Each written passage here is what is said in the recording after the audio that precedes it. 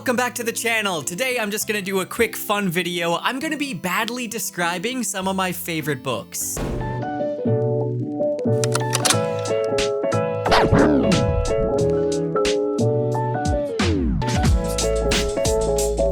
A wizard who's too clever for his own good, a barbarian who's afraid of blood, a nobleman who's obsessed with his own jawline, and a torturer with a heart of gold walk into a bar. Just kidding, they get involved in a multi-nation backstabbing contest while trying to save the world from itself. Morality is about as flexible as a circus contortionist, and say one thing for the barbarian, say he likes to be realistic about these things. People with deep-seated emotional issues are given superpowers that makes them important, but doesn't exactly fix their problems. They go through new trauma while being reminded of past trauma. One of them finds out a killer workout routine doesn't help with depression, while another one admits to defecating in their armor. Then there's the artist with colorful personalities, and someone who once had a bad time during a family bonfire night. But really, everyone's worst enemy is the weather. A boy with daddy issues gets a job offer that he can't refuse. Learn to kill people for the family business. That's right, not only does everyone die on him, but he learns how to make things die. However, being a sneaky killer is a lot harder when you have feelings.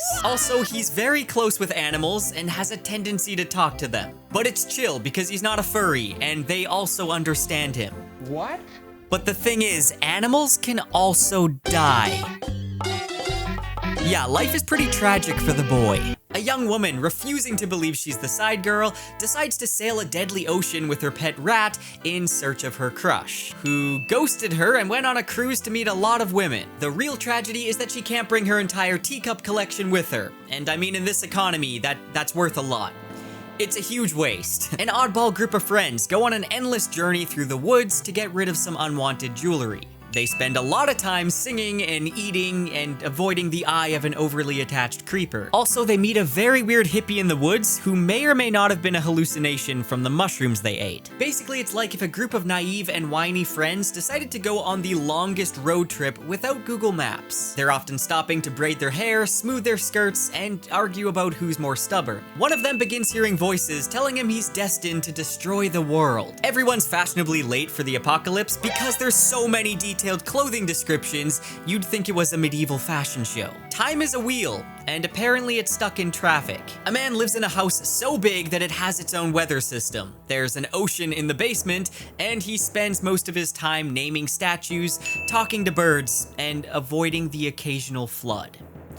It's kinda like Castaway, but Wilson is a marble bust, and the island is a labyrinth. Several families fight over a really uncomfortable chair while avoiding the real threat of ancient snow zombies. You can expect to see your favorite characters probably die, and see weddings that would make anybody reconsider saying I do. In the far distant future, discrimination against one's color is still a thing, but it's different. One man decides to rage against the system by getting an extreme makeover to change his color and infiltrate the higher class so that he can volunteer in the Hunger Games. A young man moves to a desert planet where the weather forecast is always sunny with a chance of giant worms. He's supposed to take over the family business of mining for drugs, spice, but he gets deeply involved in local politics and eco-terrorism, and he also becomes a messiah. Why is it always the trust fund kids? It's kind of like if you inherited a problematic timeshare, but with more sand and less beaches. And a lot of worms. Also, drinking spicy water changes his eye color and makes him dream very weirdly specific things about the future. So an innkeeper, a scribe, and a fairy goat man walk into a bar. Okay, wait, the innkeeper owns the bar, but he isn't just an innkeeper. He's also a powerful mage, a politician killer, and a professional liar. And it takes him roughly 72 hours to tell his life story because he loves the sound of his own voice. And he's really leaving us hanging on the end. After a very traumatic childhood, he ends up believing in fairy tales and seeking a magical university that also has an asylum in case you break your brain from knowledge overload. He's constantly broke, and he's better at playing his lute than he is at paying for tuition, which gives him an excellent business idea. Boy discovers he's rich and famous in a world that he never knew existed. He goes to a school where teachers either favor him or try to murder him.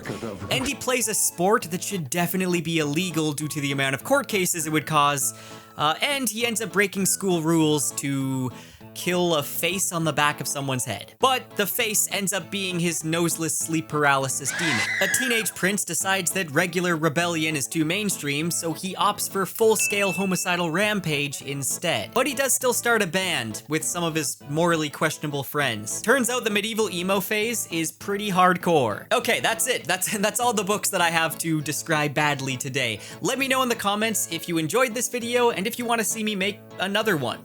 There's lots of books out there that I can describe badly. Anyways, if you're looking for a way to help support the channel even more, then you can check out my Patreon or become a channel member. Huge thank you to all my patrons and my channel members, and yeah, I'll see you soon.